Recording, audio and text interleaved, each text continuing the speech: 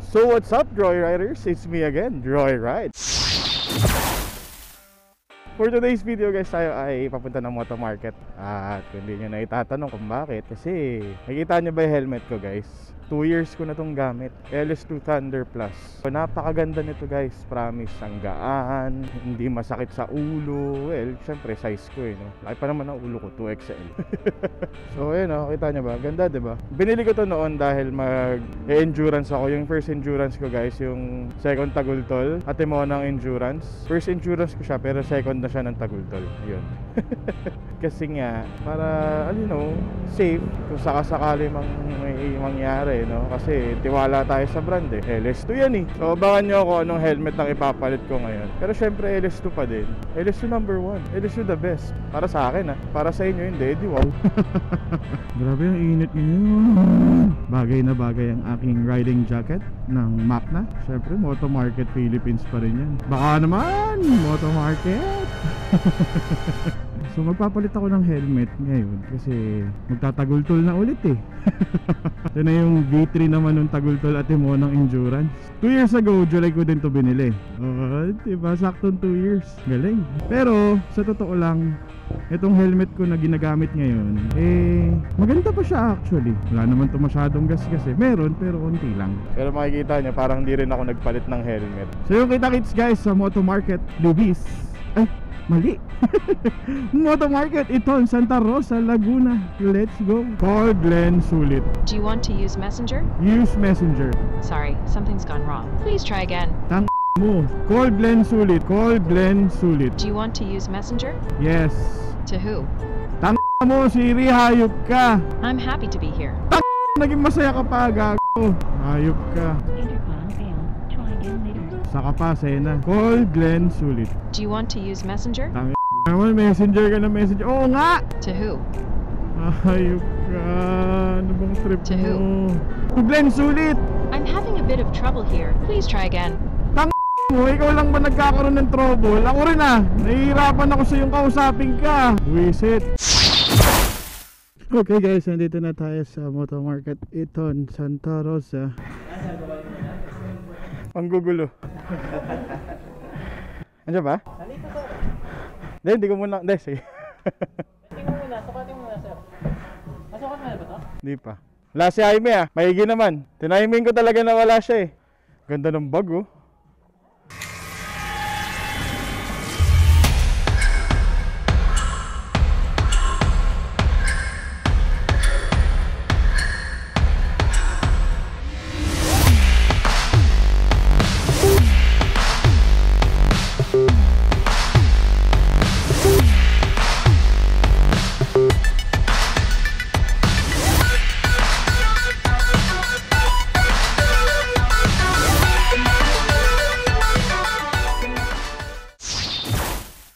Kabit-kabit na.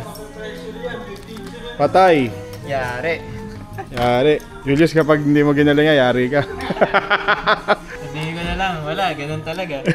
Boss Ryan Legend na yung helmet na 2 years. July din yan July na sir. Sa Libis. Next year ulit. Hindi, 2 years pa ulit. 2 years pa ulit. Ano mo sir, member months. Wag. Sa Magsubukan. isa lang. Wala, pinutol mo. Hindi, okay lang yan. Support lang pala. Mahirap dyan pag tinanggal-tanggal Totoo. Gawa ng P. Oo. Professional Oo nga Alain mo yun sipat na sipat yan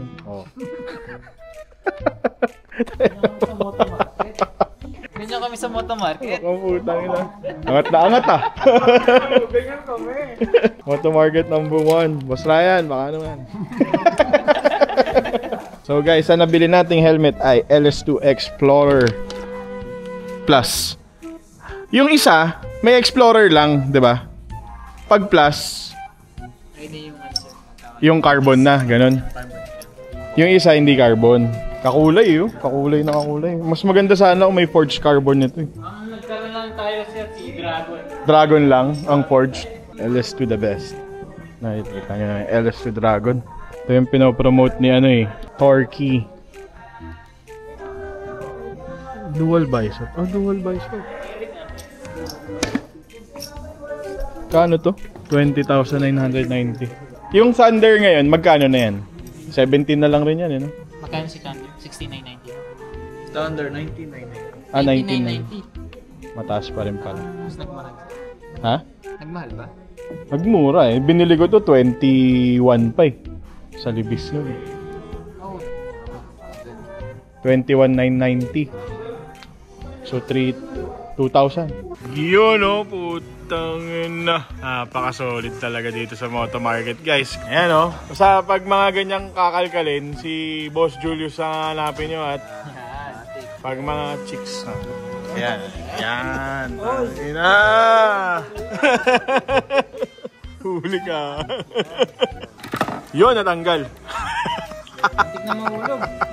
So, pinakabit ko na lahat. Sena, mic, tsaka yung mga cords ng aking mic din sa camera. No? So, ayos na. Solid na.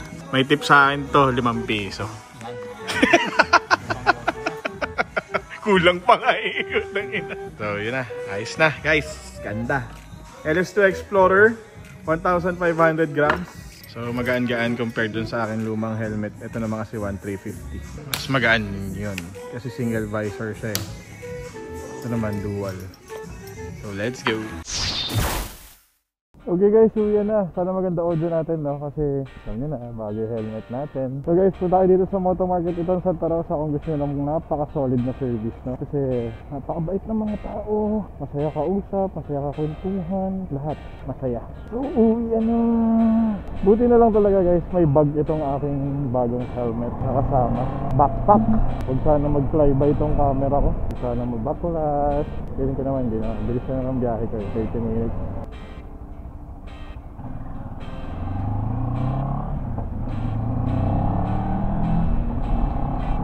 So dito sa SLEX guys, huwag kayo magpapaniwala dyan sa mga pastro-pastro na yan ha. Mga kalokohan yung pastro-pastro na yan. Nga lang talaga kapag adventure helmet, syempre meron siyang visor. Visor ba tawag doon? Nasa ibabaw. Maingay no? Pumapagpag talaga yung visor. Yung ano eh, yung pinaka, ano ba tawag dito? Spoiler? Hindi spoiler na, sa likod eh. Bumper? So alam, basta yung ganito. Yung may ganun ba? Yung may ganun ba? Sa ibabaw ba? Pero hindi siya mabigat sa pakiramdam, no? I mean, hindi mo mapipil na mabigat yung helmet. Kasi nga 1,500 grams lang siya. Yun ang kinaganda pag sa LS2, yung mga carbon loading nila na helmet, eh napakagaan talaga. And maganda yung tips niya sa mukha ko eh. Kahit ang taba-taba ko. So, ang LS2 helmet is advisable siya sa mga chubby chicks na katulad ko, matatabang pisngi, masarap mga kurutin. So kung tagal talaga niyang lumipis yung foam niya, no? Siguro mo yung akin 2 years.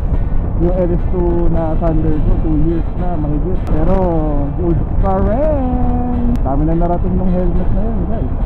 Boss Ironman na yun, Marinduque, Mindoro, and etc. Okay guys, alapit ako sa bahay na. Sana nag-enjoy kayo sa aking vlog. At itong aking helmet na bago ay napakasaya ko. Maraming salamat sa pagpapanood ng aking vlog. Sana nag-enjoy kayo. At you know, LS2 number 1 Moto Market Joyride TV. Ooh!